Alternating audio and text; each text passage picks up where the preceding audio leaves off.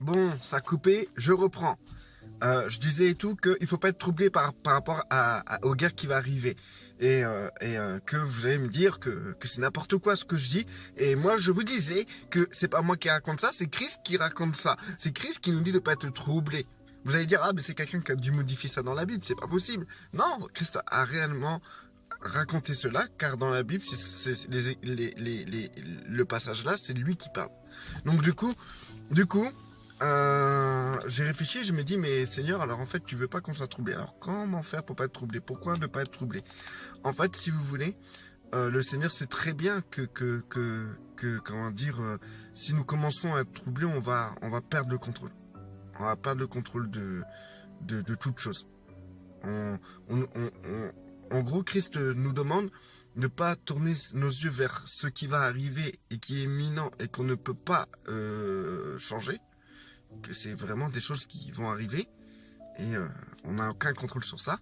Au lieu de perdre notre temps à vouloir changer, à modifier des trucs, à dépasser des montagnes là-bas en série ou ailleurs, ben en fait, Christ nous dit de garder nos yeux tournés sur Dieu et de ne pas se laisser troubler par des événements extérieurs que nous aurons aucun contrôle sur ça. Donc du coup, il faut déjà, dès aujourd'hui, apprendre à ne plus être troublé sur des événements, sur des situations que nous n'avons pas le contrôle. En tant qu'être humain, on est sensible, on se dit oui, mais il y a des morts, etc. Nanana, et des enfants, ils meurent, etc. Que la vision de Dieu, elle est beaucoup plus grande que nous. Nous, la vie, elle s'arrête là, quoi, presque. Mais pour Dieu, non, c'est juste un passage. Notre vie sur Terre, c'est juste un petit passage. Un mini passage. Pour lui, il n'a pas la même vision que nous. Il n'a pas la même vision de la mort que nous. Il n'a pas même la même vision que la misère que nous. Il sait que le plus important, c'est ce qui viendra après. Il sait que ce mini passage, c'est un passage de souffrance, de trouble, de misère, de galère. Et même pour Dieu, vivement qu'on termine ce passage. Donc du coup, nous-mêmes, on se dit, ouais, là, la guerre, c'est quelque chose d'énorme, c'est quelque chose de dramatique, c'est affreux, parce que nous, on voit en court terme. Mais en long terme, Dieu voit au-delà. Dieu voit toutes ces personnes qui meurent sur Terre, ces enfants qui meurent, etc. Il y a un après. Et c'est cet après qui compte. Vous allez dire, ouais, mais il y a beaucoup de gens, ils vont en enfer, ils connaissent pas Christ. Mais c'est Dieu qui juge. Dieu sera, quand dire, au tribunal, au jugement dernier, Dieu jugera les cœurs. Et c'est lui qui décidera d'acquitter ou pas des gens. Il fait ce qu'il veut. La preuve en est, c'est que nous qui sommes en Christ, nous passerons pas au jugement. Donc s'il y a un jugement, le jour du jugement, vous voyez dans Apocalypse, il y a le livre de vie qui est ouvert. Si nous ne sommes pas au jugement, c'est qui est dans le livre de vie? Il y a des gens qui sont dans le livre de vie. Mais si nous qui sommes en Christ, nous ne passons pas en jugement, nous ne serons pas là, ça ne nous concernera pas, ça. Donc, si lors du jugement dernier, si nous ne sommes pas là, car nous sommes déjà sauvés, qui sera écrit dans les livres, dans le livre de vie? Pourquoi Dieu ouvre le livre de vie? Bref, je tiens pas à me retarder sur ça, je ferai peut-être une vidéo sur ça plus tard, mais c'est pour vous dire là que Christ, il a été loin quand même. Notre Seigneur a été loin quand il a dit il y aura des guerres, des bruits de guerre, mais que ça ne nous trouble pas. C'est-à-dire que Christ te dit, arrête de perdre ton temps là, hein, avec toutes ces histoires de guerre, avec toutes ces guerres, tout ça. Arrête de perdre ton temps à regarder les informations non-stop, etc. pour voir comment ça s'avance, si ça va se poser ou pas. Non, le Seigneur te dit, tourne ton regard vers moi parce que moi j'ai quelque chose à te donner, j'ai quelque chose à te faire faire. Et que ça sert à rien que tu me casses la tête à prier pour ça, puisque c'est des choses qui vont arriver, je te l'ai dit. Donc, de ce fait, il y a des choses qu'il faut accepter parce qu'on n'a pas le choix. Et il y a des choses qu'il ne faut pas perdre son temps à prier parce que c'est des choses qui doivent arriver.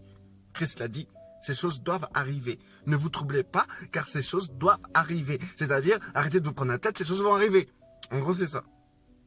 Et ensuite, ce que je pourrais dire et tout, que, en fait, si jamais nous vivons dans un pays où il y a la guerre, eh ben, le Seigneur a déjà prévu des choses, des positionnements, des œuvres, des actions, des déplacements. Il a tout prévu pour que ses enfants puissent agir, marcher, manifester, faire des choses. Mais pour l'instant, c'est pas parce que, regardez, en Syrie, il y a la guerre, c'est la misère, comment dire, que dans votre tête, ça soit Damas. Avant, c'était Bagdad. C'était mieux, Bagdad. Ça passait mieux, quoi. La misère des autres, c'est pas votre misère. La vie des autres n'est pas votre vie. C'est pas d'être égoïste de la manière dont je vous parle. Mais c'est simplement pour vous faire comprendre que si vous avez toujours votre esprit à Damas, ben, en fait, en vérité, premièrement, ça sert à quoi? Deuxièmement, vous allez être troublé. Troisièmement, vous n'allez pas pouvoir faire ce que Dieu vous demande de faire. Et vous allez perdre votre temps. Si vous êtes positionné dans un territoire sur terre, et sur ce territoire, pour l'instant, vous êtes en paix, profitez de cette paix. Vous pouvez avoir une petite pensée, une compassion, rester ouvert, informé, mais sans vous troubler. Vous aurez d'autres sujets dans votre vie où vous allez pouvoir être troublé. Il peut vous arriver des choses et que ces choses-là va vous troubler. Donc déjà, gérez vos troubles personnels dans votre vie personnelle avant d'être troublé pour des choses que vous ne pouvez pas gérer. Ensuite, voilà, comment dire, si un jour il vous arrive un truc à vous, à Damas, ils vont pas pleurer pour vous non plus. Hein. Et les gens qui sont sur Facebook, ils vont pas pleurer pour vous non plus si vous arrive un truc. Chacun son truc, quoi. Donc du coup, il faut accepter que des choses on ne peut pas contrôler.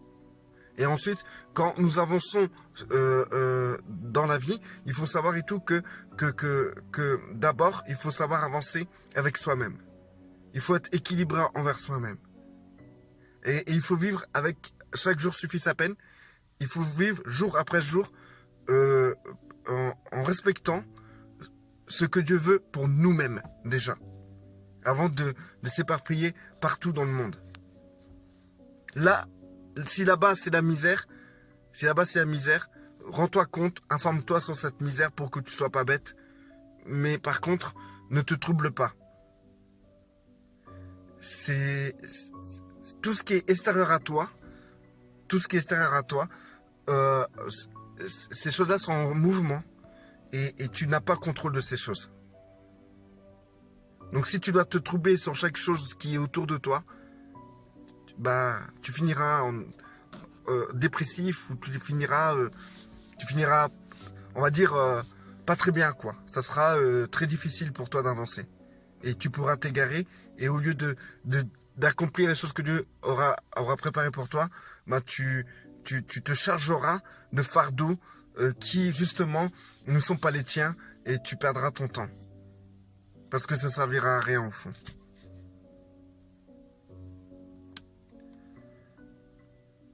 Tu peux avoir de la compassion mais à ta portée.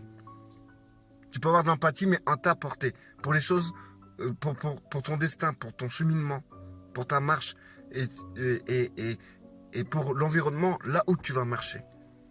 Mais tu peux pas avoir l'empathie et la compassion pour tous les hommes sur Terre, pour les gens qui sont en Chine, etc., en Syrie, en Irak, en Libye. Tu peux pas avoir compassion de toutes ces personnes-là, c'est pas possible. Et si tu crois que tu en as, c'est un mensonge. Parce que ça t'empêche pas de manger, ça t'empêche pas de dormir, ça t'empêche pas de vouloir avoir des promotions, ça t'empêche pas de faire ta vie. Donc ta compassion est très très limitée, je trouve. Si vraiment tu penses que tu en as. Bon, je vais arrêter là parce que je dois aller travailler. En tout cas, restez bénis. Comment dire, si vous entendez des bruits de guerre ou que la guerre, ça va de pire en pire, que ça va péter et tout, n'oubliez pas une chose. Christ vous a demandé de ne pas vous troubler. Car ces choses doivent arriver. Et vous ne pouvez rien y faire. Mais par contre, vous pouvez faire une seule chose. Contrôler votre vie. Mieux vous orienter. Mieux, comment dire, vous avez le contrôle. Vous avez le pouvoir de vous tourner vers Christ. Au lieu de vous troubler, de vous occuper des affaires de votre Père Céleste, au lieu de vous occuper des affaires qui ne sont pas les vôtres.